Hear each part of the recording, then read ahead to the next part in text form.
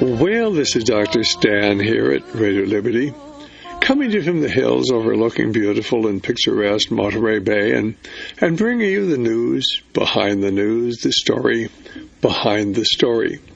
Hoping to convince you that reality is usually scoffed at, that illusion is usually king.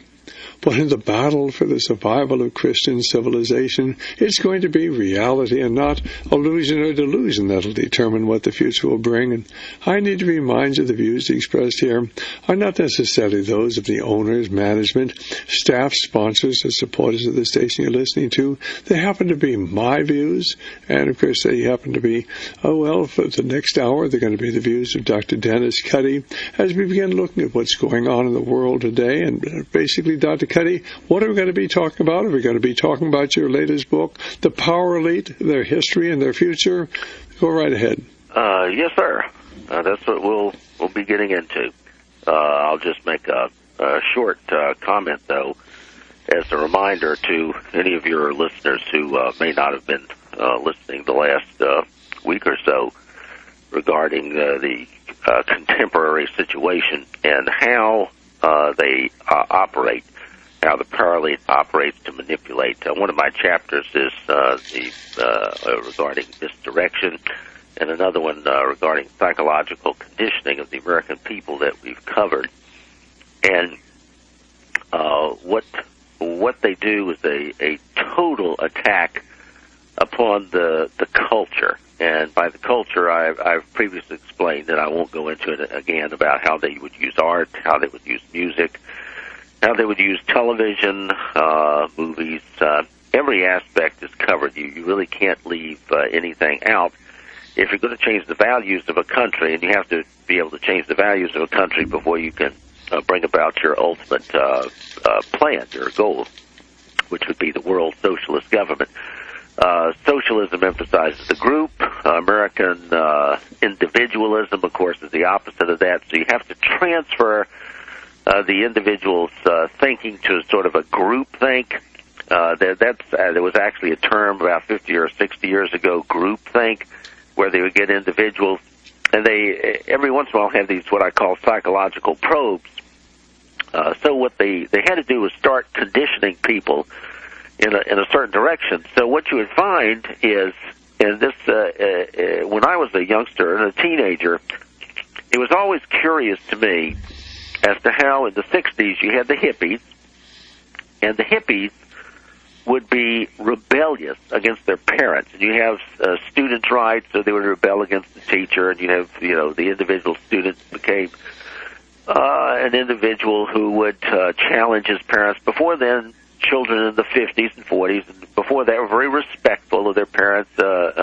Someone who was older was considered wise, and wisdom was very important. But now, when you change them to as I call it, a temporocentric attitude that only now is important, of course, the older people, who cares about them? Their knowledge is of the past. They're not going to be around much longer, so, who really cares? They're not with it. They're not hip. There are all these little words that would come up about 50, 60 years ago to identify this difference. And older people were put down as old fogies. There would be these terms for them. And so several things were going on simultaneously. First of all, you would find, and this is what sort of surprised me, I was always an inquisitive sort of person, wanting to know why was something going on.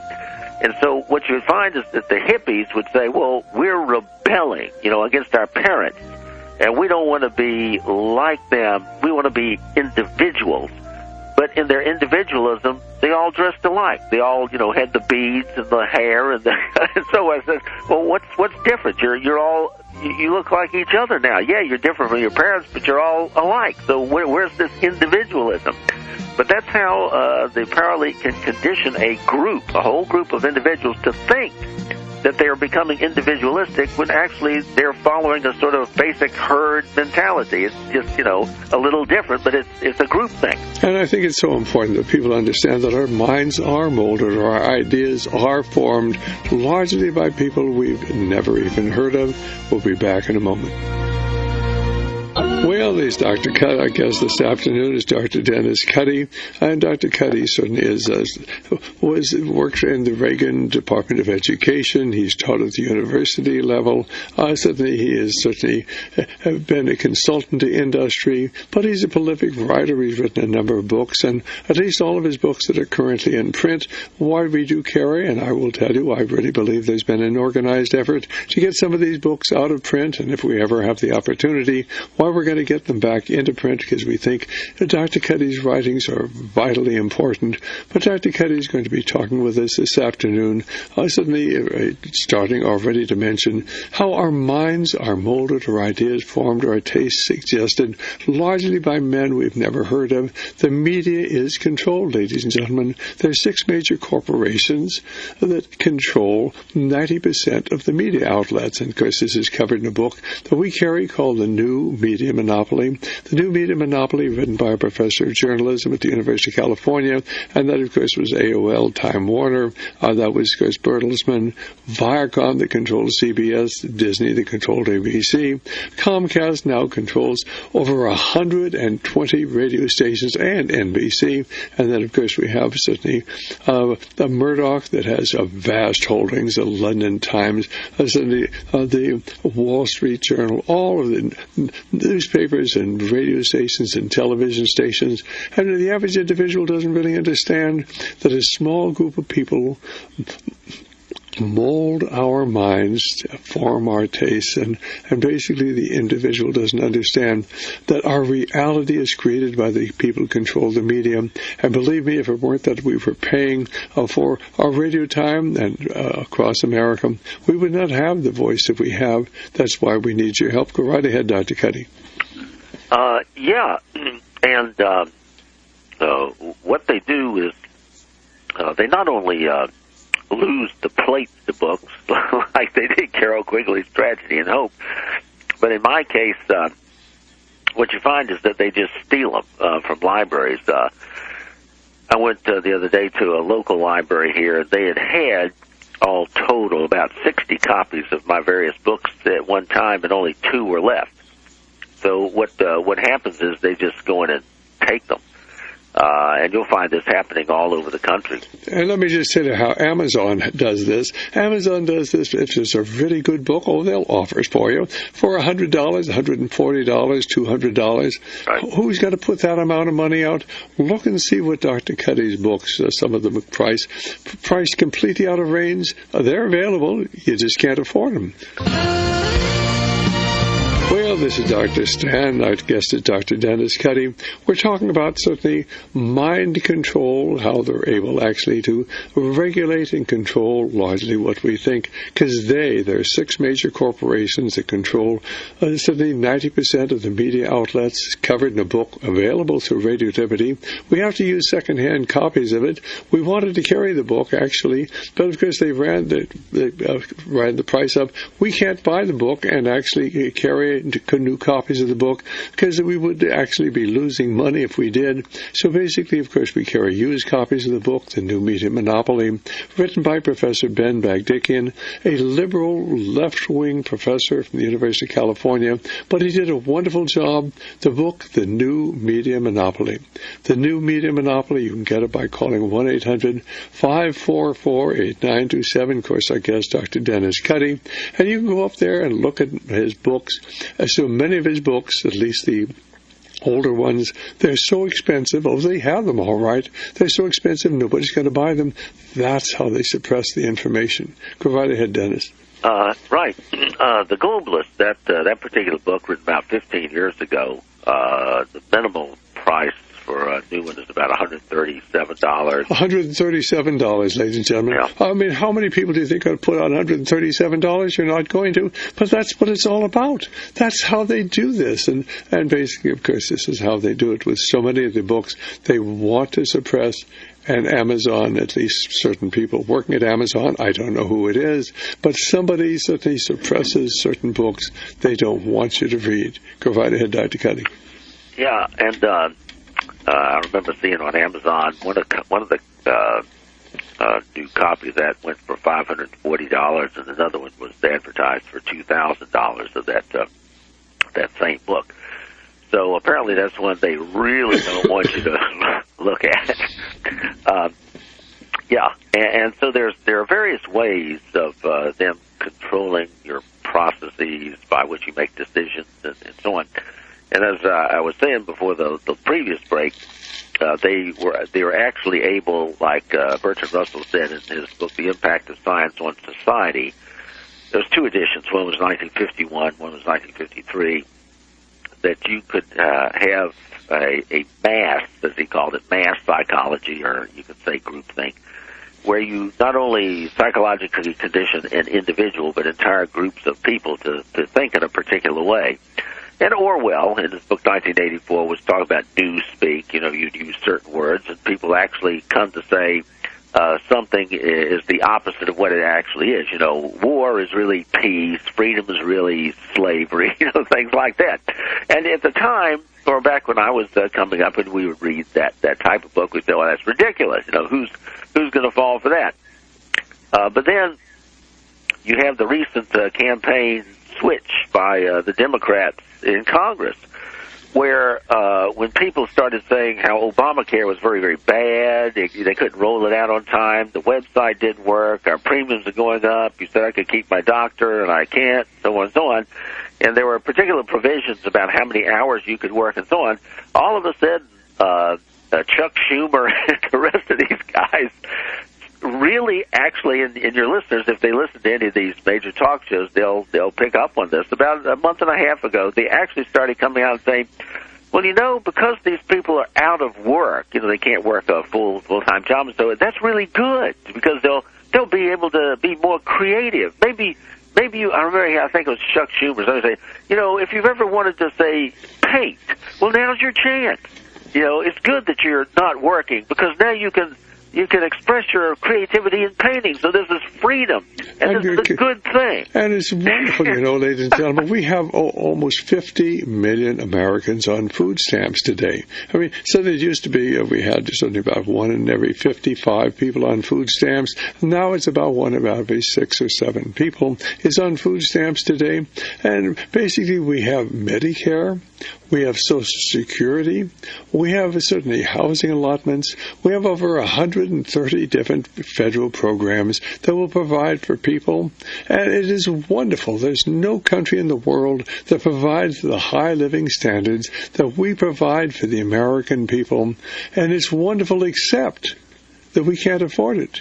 The only way that they're able to do what we're doing today is to borrow $1 trillion a year. And they're lying about, basically, ladies and gentlemen, when Barack Hussein Obama became the president of the United States, the national debt was $10.7 trillion. $10.7 trillion. Today, the federal debt is $17.5 trillion. We've increased the debt almost $7 trillion, suddenly in a little over 5 years. How long can you continue doing this? Well, you can't. Eventually, it's going to be destroyed. And, of course, everybody will lose everything. But that's exactly what they want.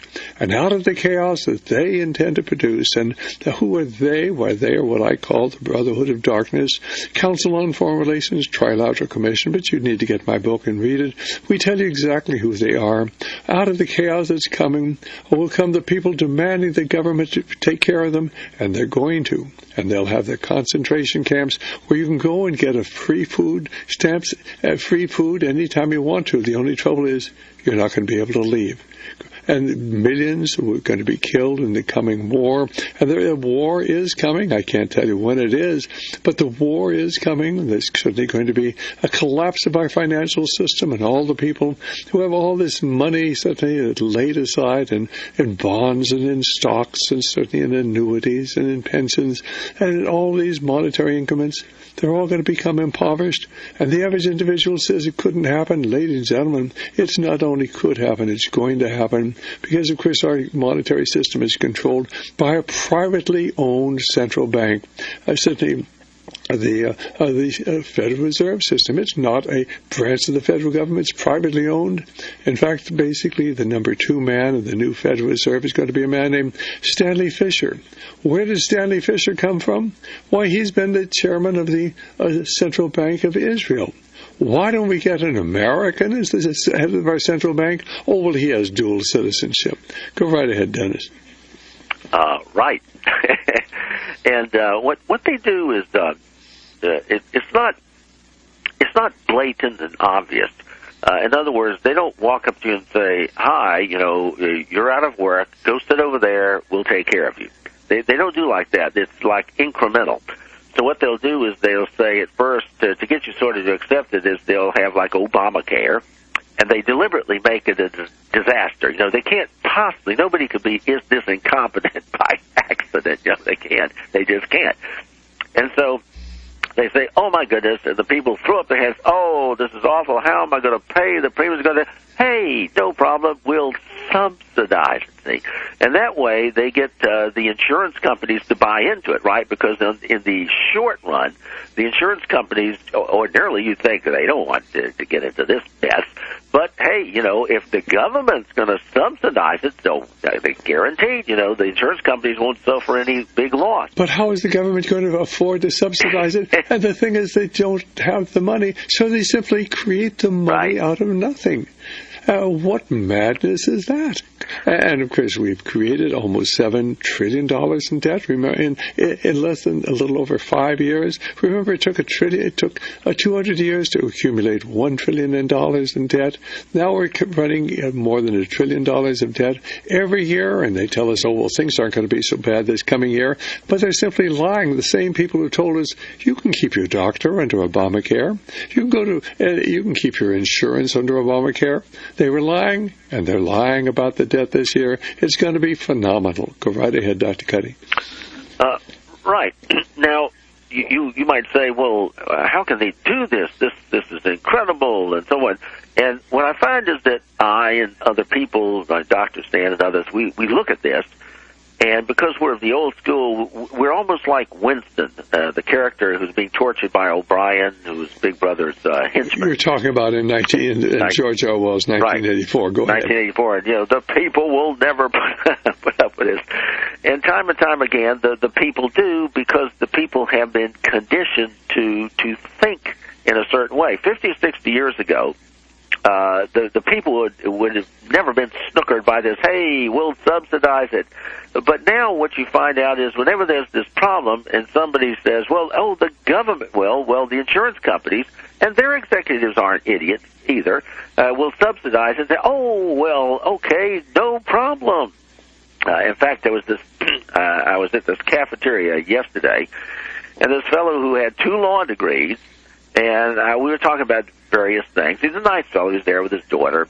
And I was talking about the debt only about 15 years ago was $1.3 trillion, and now it's $17 trillion. That quickly it just exponentially increases. And he says, "Oh, well, we owe it to ourselves, so what's the problem?" And I said, back in the 60s, when I was in college, I took a lot of different courses. I took a couple of courses in Russian history, a couple of courses in economics, because I want to have this broad background. And I said, "That's what the economics professor said." "Well, now, yeah, we're packing up this debt." But he said, "Hey, don't worry, we just owe it to ourselves." And then somebody chimed in, I forget whether it was myself or somebody else, that said, "Yeah, but isn't there a point at which the interest on the debt is going to reach critical proportions?" "Oh, that'll never happen," he said. "Don't worry about it. This fiat money system, hey, it's okie dokie, and we need it, you see, for growth. The economy, growth, got to have the growth and all." And so the people begin to buy that. They literally buy into it.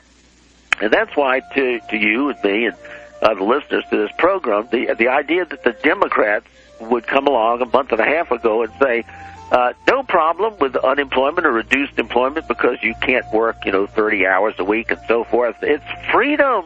You now get to paint." And okay, well, you're unemployed, but hey, don't look at it as being unemployed. In the past, remember, employment was good. We want people to work. But now, unemployment, as far as the Democrats are concerned, though, as a result of Obamacare, the hours you can work before it kicks in that you have to provide insurance, this is good. Being unemployed or less employed hours, less money, this is a good thing. Hold that thought. Let me tell you, ladies and gentlemen, the people on the other side are scared to death. They know it's going to collapse. They just don't want you to know until it's too late and they can declare their dictatorship. Well, go right ahead, Dr. Cuddy. Okay, so you and I look at this as absolutely ridiculous, but believe me, the Democrats wouldn't do that, something that sounds absolutely insane, unless they thought they could get away with it. Unless they thought they could get away. And unfortunately, it's like the book 1984 and Winston saying, the people will never succumb to it. I'm pretty sure the people will, because they've been in schools, they've been dumbed down. They've thought, they've been conditioned to think, as I call it, temporocentrically, meaning now is what's important. And don't worry about tomorrow. And it's not really new. I mean, the Epicureans believed back in ancient Greece, live, drink, and be merry, for tomorrow you may die. And that was their attitude. Then there were the Stoics in Stoicism, and there are all of these manners of thinking which aren't really new, but they've refined it now, the parallel through various psychological techniques and advertising and music and the emphasis on pleasure. The pleasure is very, very important. And that's why you had in Huxley's books and Orwell's and others, you had, remember, Soma, S-O-M-A, Soma. You take this little pill or something, and it would give you sort of a sexual high just by taking the little pill, and they kept popping them and popping them and popping them all the time, because that's all that mattered, that feeling of pleasure. So you get people hooked on drugs, heroin, gradual, get them on pot, marijuana, pot, and so on, graduate to cocaine, and then and so forth, and you go on up the ladder, because why? Well, pleasure is all that matters. Now, in the past, it used to be that you would defer pleasure. You wouldn't say go out and buy something unless you could pay for it. Okay, I've earned enough money to buy a washing machine, in 1952 or whatever. Okay, here I go. Here's my money. Give me my washing machine. But then the paralead, of course, says, well, buy it on credit. Just credit, you can have it now. Oh, good. I can buy it on credit. I don't have to have the money to pay for it now. And so you run up a lot of debt.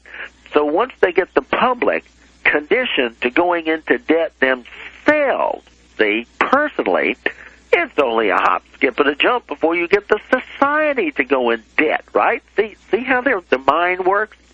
And so they have this process. It's sort of a step by step by step. And so they call it one thing, like today I mentioned about freedom. Unemployment is a good thing because it gives you freedom to be creative. Back in the 60s, one of their techniques, as I said, was, well, you have a generation gap, and you separate the parents from their children, and that does a number of things. And then you create this new, what you call individualism, but it's not individualism because they were all alike, all wearing the blue jeans and the hippie beads and the long hair and so forth, proclaiming how individualistic they were, right? And then you drive that to a point of absurdity, and you could literally hear this. I remember you could go to these coffee shops. I didn't frequent the places, but I knew what they were, and I know people who were there, and they'd sit around babbling about nonsense. And I remember my mother and I would one of these philosophical discussions, because it was at the university and there were professors involved, and they kept talking about P and not P. And what they're talking about was when a train reaches a station and that's point P, is it really P or is it not P? It depends upon your frame of... Hold that thought. We'll be back in just a moment here. Well, this is Dr. Stan. Our guest, of course, is Dr. Dennis Cuddy, pointing out that so much of what's going on today is totally illogical. They tell us certainly there's nothing to worry about from the debt. We owe it to ourselves. Well, of course, basically what people don't understand is that certainly a lot of Americans certainly owned bonds, American T-bonds, and if they go bankrupt, those Americans go bankrupt. Basically, the Japanese own about $1.2 trillion of American debt. The Chinese owe about $1.3 trillion of American debt, and they're gradually beginning to slowly dump that. They're selling it off, and they're buying up the property in the United States. They're buying up major corporations in the United States, and more of our corporations, more and more of our major businesses are being purchased by foreign entities. So soon we will simply become a satellite nation with very little owned by Americans. Americans. And this is happening as suddenly our debt is being disposed of by people throughout the world. Right now, of course, we're threatening the Russians. Oh, we're going to do terrible things to you unless you do what we want. Well, they're holding about $200 billion, between $2 and $300 billion for American bonds. And they've simply said, you give us a bad time, we'll simply dump our bonds. What will that do? Well, we may very well soon find out. Go right ahead, Dr. Cuddy. Yeah, and what you have to do in preparation for all this is, as I said, a psychological conditioning. And I remember in the 50s there was a show, and you can still see some of these old shows on the old TV networks that broadcast old programs.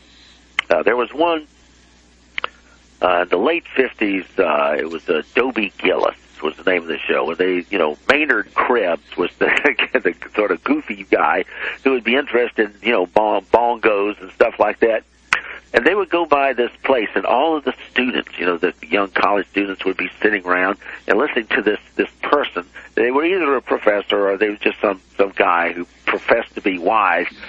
And he would be talking about these, ethereal things and how, the mind works to see that something really isn't real, really is real. And I explained in previous shows, and I won't go back through that, about how they would use art. Art used to have certain standards, but you want to do away with standards. So a bunch of paint thrown on a canvas becomes real art. Ooh, look at that creativity there. Of course, it's, junk. I mean, what does it take to throw paint on a canvas, right? Nothing. But then it was all in the eye of the beholder. The eye of, ooh, that looks great to me. And so, and then the early 60s, they picked it up with an Andy Griffith show, and there's a goober. He wasn't supposed to be too bright, so forth, but somebody said, if you wear a beard, it makes you look intelligent. And so he starts babbling about, yes, the I that I am was not the I that I was. All this sort of nutty stuff, right? And that's supposed to look very profound. Ooh, and people go, oh, that's deep, really a deep thinker there. And then he come along in the late 60s, and they progressed to something called F Troop. It's Forrest Tucker and Larry Storch, I think, and it was a comedy about the cavalry. And every time they had a problem, they would go out to the Indian village, and they're, the Indian chief, and they say, well, Chief so-and-so, we've got this problem, we don't have food in time, or something like that, some real-world problem. And they look at him, and he would say something like, when the moon covers the owl, before the dusk and night, and then they just look at each other like, what? And they walk away. And they do that, periodically. They go for him, and he'd make this sort of babbling thing that was supposed to be full of meaning. Have to interpret this stuff, right? So anyway, a lot of young people in colleges got caught up in this. And, of course, it didn't make any real sense, but that's the point. That's the point, that it didn't really make any sense.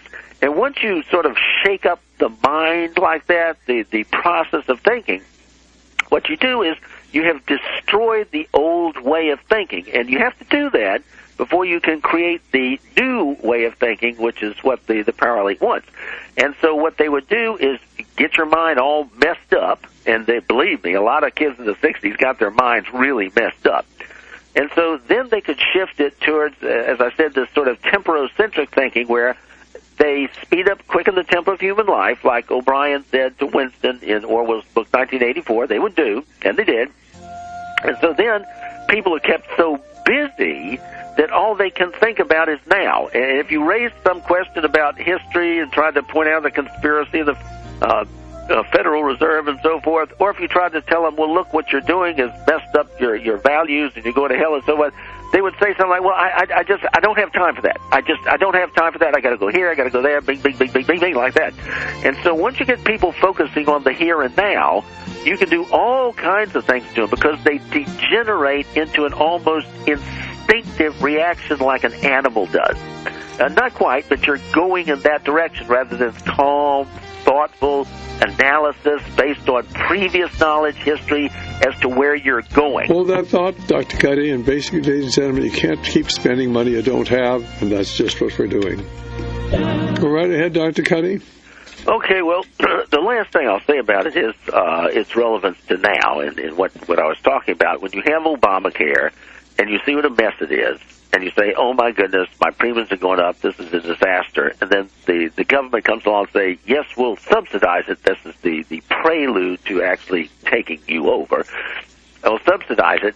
Then the public, instead of thinking, they don't want you to think. They want you to react, like I said, instinctively, sort of an emotional reaction. What the public does is says, oh, okay, so you're going to subsidize it, then everything's okay. Now, you and I and the listeners to the program and so forth know that the result of what they're doing with the subsidy and running up the debt is going to result in disaster, but that's the future.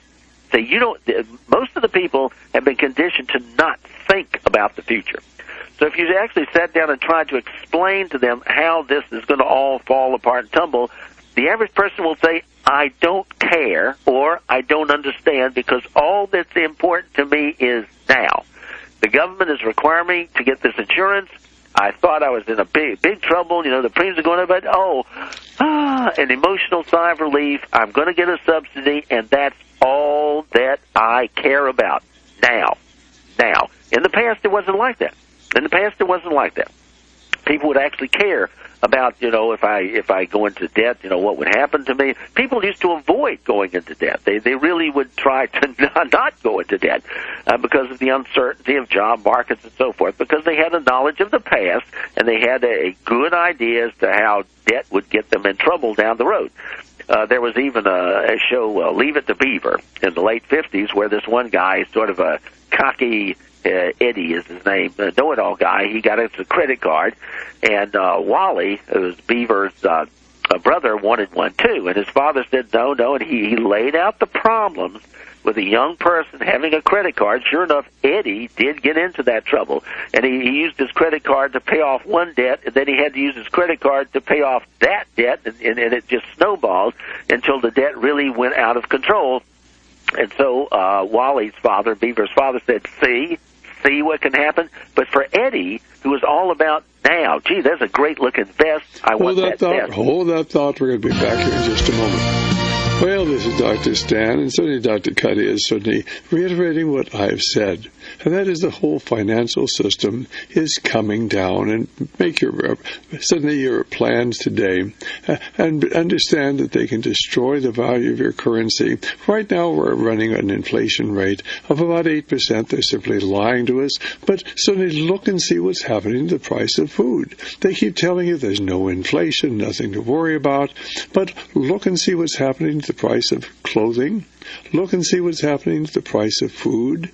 Look and see what's happening to the price certainly of milk and other products, and you'll see that they're progressively going up. And when they tell us that the inflation rate's only 1.5%, it's simply a matter of lying. And then, of course, they tell us the economy is expanding. The economy is not expanding, it's contracting, because, of course, they're lying about inflation. But then, of course, why wouldn't they lie to us? The American people are so gullible, but unfortunately, ladies and gentlemen, if you don't make your plans now and get your financial house in order, the vast majority of the American people are going to get wiped out when the dollar collapses. How do I know it's going to collapse? Well, you go get Time magazine, May 13th, 2013. That's less than a year ago. Time magazine, May 13th, 2013. Read the article by Richard Haass, H-A-A-S-S. Who is Richard Haass, H-A-A-S-S? He is the president of the Council on Foreign Relations. He is a member of the Trilateral Commission. He's one of the dozen most powerful men in the world. And there in this article in Time magazine, he basically says he doesn't see any way to avoid a financial collapse. It's not a matter of if, but when this financial crisis materializes. Those are his words. It's not a matter of when, but if, not a matter of if, but when the financial crisis materializes. And then he says things are not going to turn out well. Now, he's, of course, talking to the elite. They're making the preparations to protect themselves, but they're not telling the average individual that if you're not doing what is logical in times like this and making preparations, then you, like the people certainly in Argentina and the people in Chile and the people in Syria today and the people in Ukraine and people throughout the world are simply going to get impoverished and certainly your stocks and bonds, and anything that's tied to your pensions, your annuities, anything that's tied to paper dollars is going to be destroyed in value. Make your preparations now. Do not put it off. Our telephone number will go right ahead, Dr. Cuddy. Pick up the story. Let's get on to your book. Okay. So anyway, they've conditioned, and it's not without some basis in fact. They've been robbing from the Social Security so-called trust fund for years, and the public hasn't kicked out the members of Congress, and they do dastardly things. And when you say, well, why? How can they do this? Well, they say the voting public has a short memory, and it's a long time before the next election, and by then the public will have forgotten. Well, why has the public forgotten? Because the public has been conditioned to think, as I call it, temporocentrically. Only now is what's important.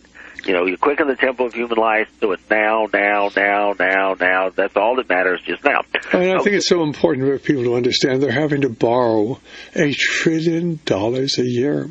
They're having to borrow $1 trillion a year so that they can write the Social Security checks, so they can certainly pay for Medicare and Medicaid, so that they can provide the food stamps. But how long can you continue borrowing $1 trillion a year? You can't do it indefinitely, and believe me, ladies and gentlemen, other countries throughout the world are beginning to dump their U.S. Treasury bonds, and when they start to do that in mass, heaven help us. Go right ahead. Okay, so to the book, the chapter that we're on now is the Oklahoma City bombing anniversary is the title of that chapter, because I thought it would be useful to look at a specific example, specifically regarding terrorism, as to how we've been told one thing when it's really not what's going on. And last week, we were talking about General Mahmoud Ahmad as the head of ISI, Pakistani intelligence. Just 1 month before the attack of 9/11, had $100,000 wired to the ringleader, Mohammed Atta. He's one of the few Saudis in this thing. He was an Egyptian and a member of an engineering society associated with the Muslim Brotherhood. And I think that you're talking about, of course, the bombing of the federal building in Oklahoma City in 1995. And basically, of course, 168 people were killed. But of course, they were told that Timothy McVeigh did it. But of course, nobody knows where Timothy McVeigh is certainly is buried. And if you get our 4 CD sets on that, and we talk to people who've talked to Timothy McVeigh, actually said, I'm going to have to be killed. That's the only way I'm ever going to get out of here. And we actually, of course, talk, certainly, and you'll hear a gentleman who actually was a talk show host named William Cooper, who actually over and over again on his radio program played an interview with a woman who actually witnessed the execution of Timothy McVeigh. And her remark was, I didn't know you kept breathing after you were dead. And he kept playing that over and over again, this woman saying, I didn't know that you kept breathing after you were dead. And you know what happened to William Cooper? Why, they sent a SWAT team out, and they said he attacked the police, and so that's why they had to kill him. William Cooper, you can look it up on the internet. This is not imaginary. Where is Timothy McVeigh buried? Nobody knows. Go right ahead, Dr. Cuddy. I think he wound up the same place that Osama bin Laden did. So probably the same place, and there's a number of these other individuals like that as well. So anyway, what you find is that General Mahmoud Ahmad, now this is 9/11, the attack of 9/11, which is after Oklahoma City, had $100,000 wired to Mohammed Atta, the Egyptian ringleader of the 9/11 attacks. So that he had it wired 1 month before the attacks. Well, why am I bringing that up? Because Oklahoma City is much, years before that. Well, what you have to remember is that Atta has visited a flight school in Oklahoma. And in James Langston's column in the Evening Standard, which is a London paper, October 21, 2002, it was titled Iraqis Linked to Oklahoma Atrocity. One reads that, quote, 2 of the September 11th conspirators held crucial meeting at a motel in Oklahoma City in August 2001. The motel's owner had since identified them as ringleader Mohammed Atta and Zacharias Moussaoui. The motel is unremarkable except for one thing. It is where a number of witnesses are sure they saw McVeigh drinking and perhaps plotting with his Iraqi friends, end quote. End quote. Now, that's from the London Evening Standard. And that raises the possibility the Oklahoma City bombing was an Iraqi attack, or at least some Iraqi involvement, perhaps as part of the secret Nazi plan, which is the title of my previous book. The one we're talking about now is called The Power Elite, Their History and Future, and the previous book to that is The Power Elite and the Secret Nazi Plan, both of which are offered by Radio Liberty. And I would encourage your listeners, if they don't, want to purchase it themselves, they can at the very least, call up their local libraries and ask them to order the book so that at least it'll be available to them. So anyway, as I mentioned, the secret Nazi plan, and John Doherty, he writes for WorldNet Daily. He had an article called "Iraq Linked to OKC, Oklahoma City, September 11 Attacks." And that was dated April 18th, 2002. And what he does there is quotes Oklahoma City attorney named John Johnston as saying his evidence, quote, will show that the Republic of Iraq and Saddam Hussein were involved in funding and planning the Oklahoma City bombing, and that certain elements of the U.S. government must have known, end quote, about the foreign involvement all along. You might remember at this point that according to UPI intelligence correspondent, one of them named Richard Sale, S-A-L-E, he had a column on April 10th of 2003, and it was titled, quote, Exclusive Saddam Key in Early CIA Plot. And we won't go, into that too much, only that he says Saddam Hussein's first contacts with U.S. officials date back to 1959 when he, Hussein, was part of a CIA-authorized six-man squad tasked with assassinating then Iraqi Prime Minister General Abd al-Karim Qassi. And I think, let me just repeat that. Saddam Hussein, who was the dictator in Iraq who eventually was executed, was part of a CIA team back in the 19... what year was that? Right, and so at this point you're saying, well, why and how? You might be asking, would this be part of a secret Nazi plan? I mean, what's that got to do with the secret Nazi plan?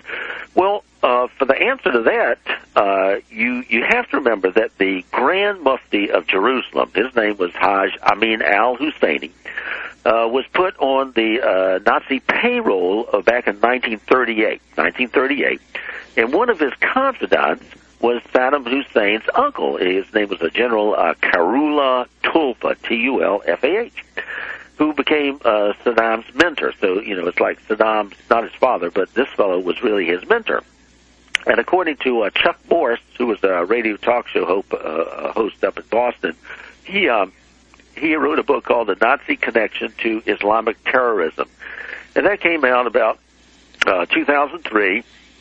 And in his book, he says, quote, clearly Saddam Hussein was tutored in the al-Husseini brand of Muslim Nazism by his uncle from an early age, and would become one of the most devout and effective practitioners of al-Husseini-inspired Nazi pan-Arabism, as his career would attest, end quote.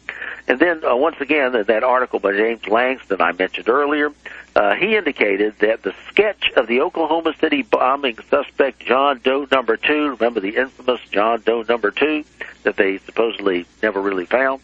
The sketch of that person, John Doe No. 2, is an almost perfect match for an Oklahoma City restaurant worker named Hussein al-Husseini. That's the little different spelling. It's not the same guy from the 1930s, but his name was also al-Husseini, who, quote, has a tattoo on his upper left arm indicating he was once a member of Saddam's elite Republican Guard, end quote. And furthermore, there's another column from the Wall Street Journal about 12 years ago, September 5, 2002, in the Wall Street Journal by Micah Morrison, and it's titled The Iraq Connection. And in there, he quotes Patrick Lang, and Patrick Lang was former director of the DIA, Defense Intelligence Agency's Human Intelligence Collection Section. He quotes him as having written that al-Husseini, the current one, the one from Oklahoma City, al-Husseini was likely a member of Unit 999 of the Iraqi Military Intelligence Service, or Istikhabarat, as they call it. Now you're talking, and this is in reference to the Oklahoma City bombing in '95. So these things all tie together, ladies and gentlemen, and that was certainly laying us open and preparing us for the event that occurred in September 11th, 2001. But all you need to do is watch Building 7 come down. Watch Building 7 come down. It came down at 5:20 in the afternoon that day. All sorts of cameras focused on the building. Why would all the cameras be focused on the building? Well, so you could see what happened. And after all, we were supposed to believe the building came down because, of course, it was hit by a plane, but it wasn't hit by a plane.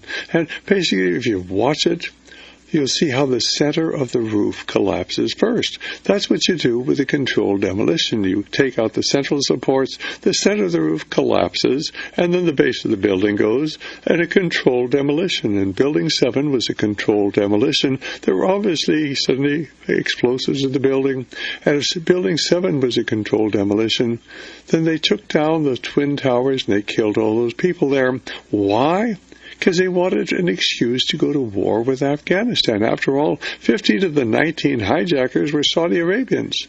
15 of the 19 hijackers were Saudi Arabians. So we go to war with Afghanistan. And then, of course, we've got to go to war with Iraq because they got weapons of mass destruction. And suddenly Colin Powell went on national television and went before the United Nations and said, "You can trust me. Saddam Hussein has weapons of mass destruction. That's why we've got to attack Iraq." So we went in there and we killed 1 million people, and then, all shucks, well, they didn't have weapons of mass destruction. And Colin Powell, at least to his credit, said, "I'm embarrassed that I said it." Well, I mean, what about all those people who died? Well, he's embarrassed. He admits that they lied to him. But he lied to the American people, and we trusted Colin Powell. And basically then, of course, we're still just getting out of Iraq now. We still have our troops in Afghanistan because, of course, what happened on September 11th. But that was a controlled demolition. And basically that was not a controlled demolition by the Islamic terrorists. That has been covered up. Go right ahead, Dr. Cuddy.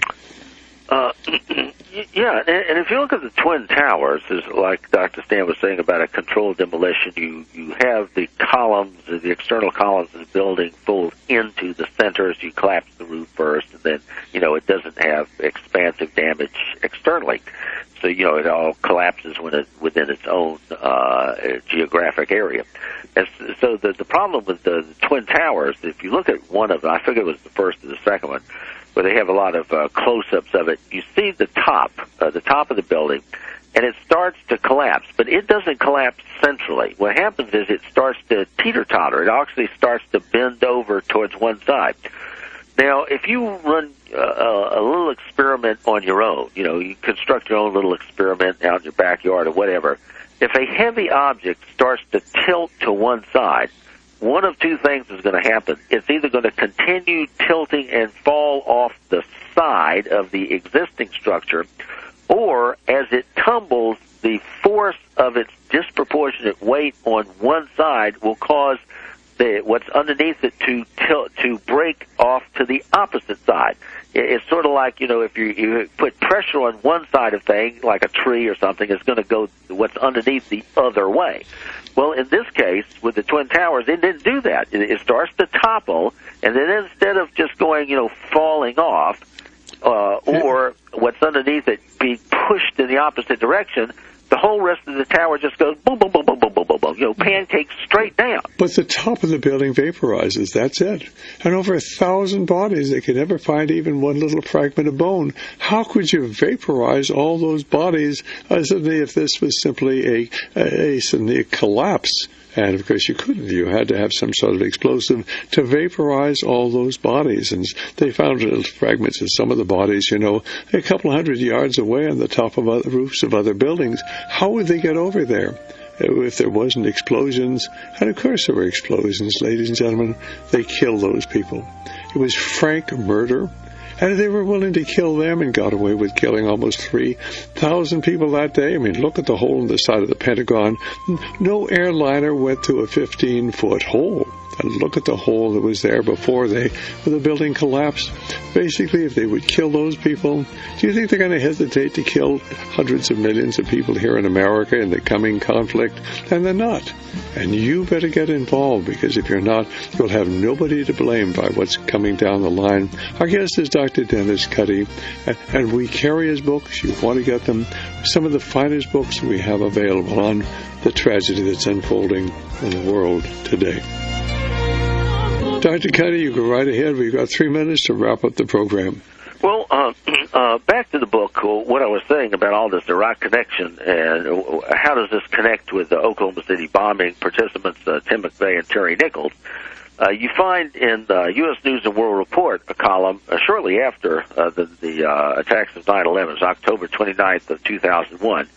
It's the Washington Whisper section of the U.S. News and World Report. You find that, quote, a few top defense officials think Oklahoma City bomber Timothy McVeigh was an Iraqi agent.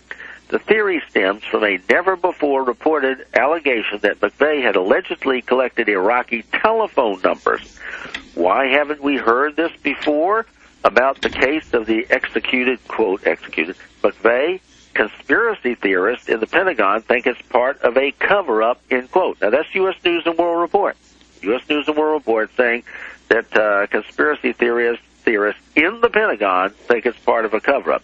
In addition to that, Kelly Patricia O'Meara had a column called Iraq Connections to U.S. Extremists. That was in Insight magazine, which is affiliated with the Washington Times. That was December 3rd, 2001. She wrote of the connection of Terry Nichols to elements of Iraqi intelligence as well. Now, I can't prove that the Oklahoma City bombing was part of the secret Nazi plan about which I've written, but it could be considered as being helpful in the fulfillment of the plan today. And you can certainly say that. Most of the CIA's covert operations in that part of the world came from Pakistan, and it was run through the Pakistani intelligence ISI. And of interest, perhaps relevant to the secret Nazi plan, is the fact that Germany was key in helping Pakistan get atomic weapons, get the atomic weapons that it has. And between, 200,000, 300,000 second and third level Nazis, remember, according to my previous book, went underground in Germany alone during World War II, and they would be important in carrying out the secret Nazi plan for world control, as would thousands of the high-level Nazis, that's the SS members, who spread throughout the world. So I guess time's about up, but we'll pick up next time with the continuation of the Oklahoma City bombing, which occurred on April 19th of that year, 95. And it's being part of the secret Nazi plan about which my previous book is concerned. Dr. Cuddy, it's always a pleasure to have you with us, and we'll look forward to having you with us again next week. Thanks for having me. Bye-bye. We'll be back in just a moment to wrap up the program. Well, this is Dr. Stan, and we hope you enjoy the conversation with Dr. Cuddy every week. We do carry all the books of his that are in print today, and you can get the others at Amazon, $100, $150, $200. You can find them up there listed under on Amazon, but of course this is how they suppress the information. They have the books, but they jack the price up, knowing full well that people won't buy them. So what we do have is Power Elite and the Secret Nazi Plan, the Power Elite, their history and their future. Suddenly the quotations on the New World Order. And basically just give us a call at 1-800-544-8927. 1-800-544-8927 and ask for Dr. Cuddy's books, and they're available by giving us a call. And then, of course, we do hope many of you might be interested in knowing what really happened on September 11th. We have a 4-CD set called 9/11. We have one called 9/11 Update. We have one called Why Did the Buildings Come Down, where actually we interviewed the gentleman who was actually, it was his job, he was employed to actually clean up the debris. And he arrived the day after the collapse of building number 7. And I asked him, I said, is this a controlled demolition? And he said 99% certain. 9/11 The building number 7 was a controlled demolition. It was a controlled demolition, ladies and gentlemen. The whole thing was fraudulent. The people on the airplanes, suddenly American Flight 11, I think United Flight 175, those planes didn't hit the buildings. We don't know what happened to the planes. We don't know what happened to the passengers. We do know that an awful lot of the bodies, almost 1,000 of them, that were in the Twin Towers, simply vaporized. How would you vaporize bodies? Simply go up on the internet and look at Building 7 come down. See how the top of the building, instead of falling off as it starts to do, simply vaporizes, and then it collapses quickly. You have to watch it. Remember, it comes down in about 6 or 7 seconds. You have to watch it repeatedly, watch Building 7 come down, and then understand that most of what you believe is simply not true. So basically, of course, our telephone number, 1-800-544-8927, 1-800-544-8927. If you want to know the true story, suddenly of what happened that day, 9/11 update, and the third 4-CD set, Why Did the Buildings Come Down? And then we have Richard Gage's excellent DVDs, Architects and Engineers for 9/11 Truth. Just ask for the Richard Gage. We have 2 of his DVDs, and you'll see in great detail what happened. He has almost 2,000 scientists who say there's just suddenly, we need an independent evaluation. We've not been told the truth. And you're never going to hear this on regular channels. Scientists who've looked at the pictures, and they know we've been lied to. If you want to know certainly about the murder of John Kennedy, we have certainly interviews there. We have an interview with certainly Lyndon Johnson's mistress. I think that's in one of our JFK. That's JFK. We have JFK Update. And they're both available by calling 1-800-544-8927. And you can actually hear Lyndon Johnson's mistress saying that how Lyndon Johnson went to a meeting the night before they killed Kennedy and came out of the meeting and said to her, well, after tomorrow, we're not going to have to worry about that GD Kennedy anymore after tomorrow. And basically they killed President Kennedy. We have a 4-CD set on how they killed Bobby Kennedy, a 4-CD set on how they killed Martin Luther King, including interviews with a lawyer who was hired by Martin Luther King's family and who actually carried out the trial. Of course, you never heard about the trial. The last thing they want is for the public to know that the family actually made arrangements for a trial, and they did have a trial. They presented the evidence showing that Martin Luther King was assassinated, totally blacked out by the controlled media. They're available by calling 1-800-544-8927, 1-800-544-8927. We need your financial help. Give us a call. We'd love to welcome you into the Radio Liberty family of supporters.